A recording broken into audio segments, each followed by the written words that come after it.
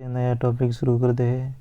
संपूर्ण BSc level की chemistry करवाई जाएगी, जिसमें एमएससी एंट्रेंस के लिए भी अगर आप प्रिपरेशन करे हो तो भी दे सकते हो। ये डीआरडीओ के लिए है। 10 दिन का टारगेट है और 10 दिन में कंप्लीट बीएससी का जो भी केमिस्ट्री है वो एक एक चीज़ करवा दी जाएगी। तो आओ शुरू करते हैं। टॉपिक है कोऑर्डिनेशन कंपाउंड।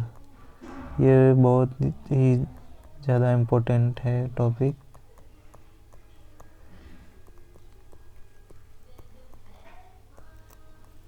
और किसी भी एग्ज़ाम के लिए आप इसे स्टार मार्क करो, बहुत ही ज़्यादा क्वेश्चन आने वाले हैं और बहुत ही डिफरेंट टाइप के। तो देखते हैं अजाइड। अजाइड का फॉर्मूला होता है N3- और इसका स्ट्रक्चर बनता है N डबल बॉन्ड N। तो इसके पास ये बाइडेंटेट है। अगर किसी मेटल को यहाँ से और यहाँ से बॉन्ड बना देता है तो 4 मेंबर की रिंग बनती है जो कि अनस्टेबल होती है। अनस्टेबल होने की वजह से इसलिए यह मोनोडेंटेट होता है। तो अगर पूछा जाए अजाइड बाइडेंटेट है, नहीं, यह मोनोडेंटेट है। बहुत ही ज़्यादा इम्पोर्टेंट है और फैक्ट याद रखना। और देखो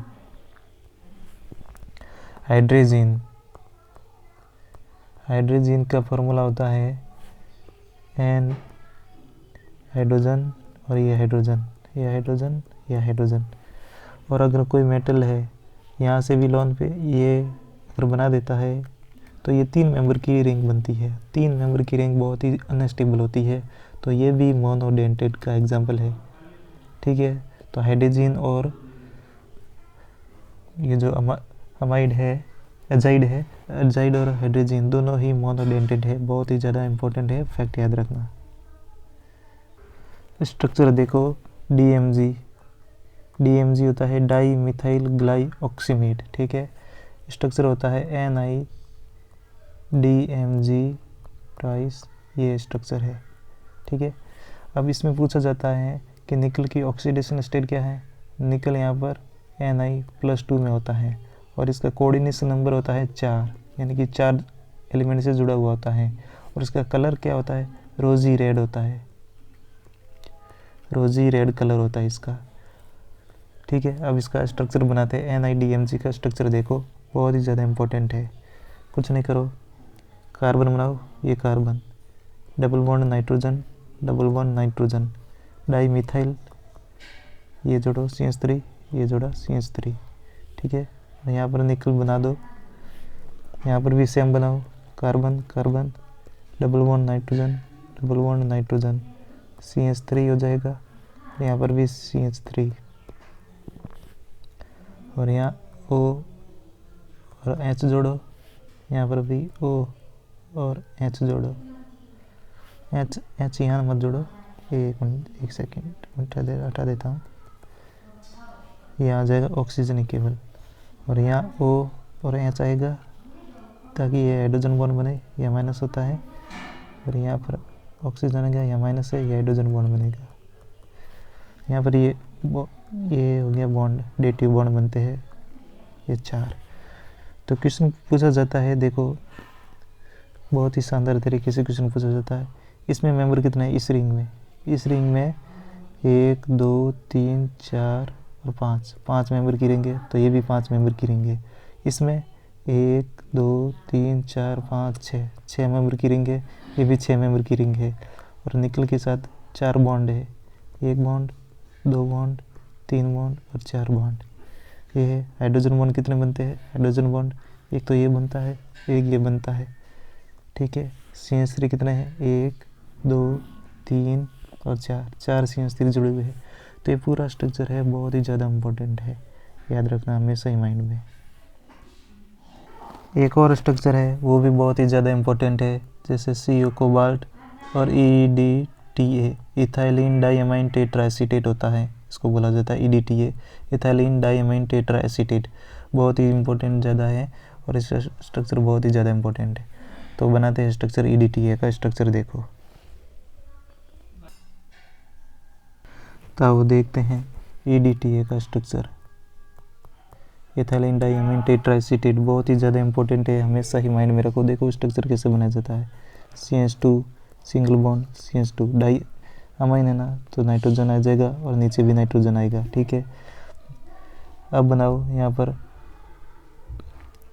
CH2 जोड़ो और यहाँ कार्बन जोड़ो, डबल बॉन्ड O, ये ऑक्सीजन माइनस, सेम वैसे नीचे भी जोड़ो, ये हो गया CH2 हो गया, ठीक है। फिर कार्बन, ये डबल बॉन्ड O, फिर आ जाएगा O माइनस, ठीक है।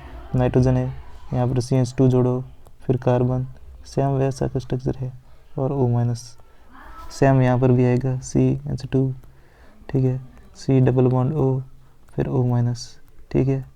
अब है निकल, निकल में कोबाल्ट, कोबाल्ट एक यहाँ से आएगा, 1 2, एक नाइट्रोजन से, एक दूसरे नाइट्रोजन से, एक इस ऑक्सीजन से और एक इस ऑक्सीजन से। तो कोबाल्ट की ऑक्सीडेशन स्टेट होती है यहाँ पर +3, हमेशा याद रखो। और कितने बॉन्ड कोबाल्ट से बनते हैं, 6 बॉन्ड बनते हैं।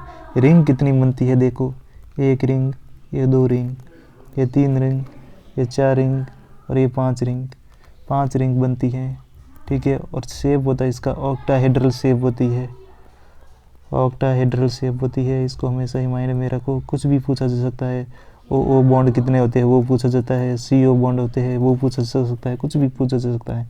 EDTA का स्ट्रक्चर हमेशा ही माइंड में रखो। अब देखते हैं मेटल कार्बोनिल। कार्बोनिल का स्ट्रक्चर होता है C ट्रिपल बॉन्ड O, यहाँ पर माइनस होता है, ये मेटल है और ये अपना इलेक्ट्रॉन दे देता है, तो ये मेटल कार्बोनिल बनता है। इसका स्ट्रक्चर बन जाता है, यह मेटल हो गया, ये C ट्रिपल बॉन्ड ये ऐसे दे देगा, तो ये के बदले में क्या लेगा, ऐसे अपने जो d ऑर्बिटल इसका जो खाली होता है P, तो P में क्या करेगा, ये और ले लेगा, तो ये बनता है डेटिव बॉन्ड बनता है। इसकी वजह से ये एंटी बॉन्डिंग में ले लेता है। एंटी बॉन्डिंग भर जाने से इसमें क्या क्या रिपल्सन शुरू हो जाता है इन दोनों के बीच में। इन दोनों के बीच में रिपल्सन शुरू हो गया तो बॉन्ड ऑर्डर के एंटी बॉन्डिंग में अगर इलेक्ट्रॉन आता है तो बॉन्ड ऑर्डर क्या होता है, डिक्रीज होता है, तो बॉन्ड लेंथ क्या हो जाएगी, इंक्रीज हो जाएगी। तो इन दोनों के बीच में जो बॉन्ड लेंथ है, मेटल कार्बन बनता है तब बॉन्ड लेंथ इंक्रीज होती है, तो ये हमेशा याद रखना, बहुत ज़्यादा इंपॉर्टेंट है।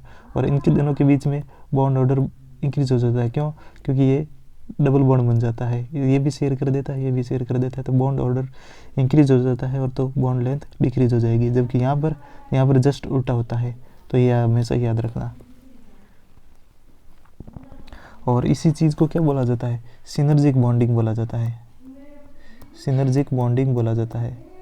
इस चीज़ को मेटल कार्बोनिल के साथ जो बॉन्डिंग बनती है उसको सिनर्जिक बॉन्डिंग बोला जाता है। वापस देख लो, ये बॉन्डिंग होती है, इसको सिनर्जिक बॉन्डिंग बोला जाता है और वापस बदले में ये ले लेता है, इस चीज़ को सिनर्जिक बॉन्डिंग बोला जाता है। बहुत ही इंपॉर्टेंट है ज़्यादा। आगे देखो जी साल्ट, जी साल्ट होता है, जी को ऐसे लिखते जी साल्ट होता है, बहुत ही ज़्यादा इंपॉर्टेंट है।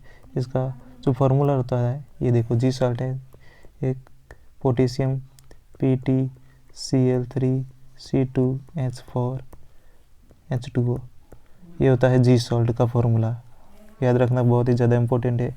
अब हम इसका स्ट्रक्चर देखेंगे। जी सॉल्ट सिनर्जिक बॉन्डिंग बनाता है, तो हाँ ऑप्शन रखना, हाँ सिनर्जिक बॉन्डिंग जी सॉल्ट बनाता है। कैसे बनाएगा वो अभी स्ट्रक्चर देखते हैं कैसे बनती है। स्ट्रक्चर देखो, कुछ नहीं करना है, Pt यहाँ लिखो, यहाँ Cl लिखो, यहाँ Cl लिखो, 3 Cl थे, ये Cl लिखो, और फिर C double bond C H2, ये H2 हो गया, ठीक है। अब ये क्या करता है, इसके साथ एक बॉन्डिंग बनाता है और वापस सिनर्जिक बॉन्डिंग ये भी बनाता है, तो ये स्ट्रक्चर होता है जी सॉल्ट का। ये हमेशा याद रखो, कुछ भी पूछा जा सकता है क्वेश्चन। आगे देखते हैं, देखो सिडविक थ्योरी है, सिडविक थ्योरी है, ये बहुत ही ज़्यादा इम्पोर्टेंट है। वैसे बहुत ही सिंपल भी है, इसको EAN भी बोला जाता है, इफेक्टिव एटॉमिक नंबर बोला जाता है। कैसे निकाला जाता है, एटॉमिक नंबर यानी कि Z minus oxidation state plus 2 multiply number of coordination bond, ठीक है, coordination number of coordination number हो गया है। तो ये फार्मूला होता है, बहुत ही ज़्यादा इंपॉर्टेंट है, हमेशा याद रखो। इफेक्टिव एटॉमिक नंबर क्या होता है, यानी कि कोई भी मेटल है जो डेटिव बॉन्ड बना देती है, यानी कोऑर्डिनेशन कंपाउंड बना देती है, उसके बाद जो टोटल नंबर ऑफ बॉन्ड्स होते हैं उसको बोला जाता है कोऑर्डिनेशन बॉन्ड।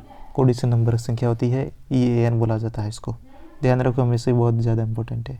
इसका एग्जाम्पल देखो कैसे निकाला जाता है।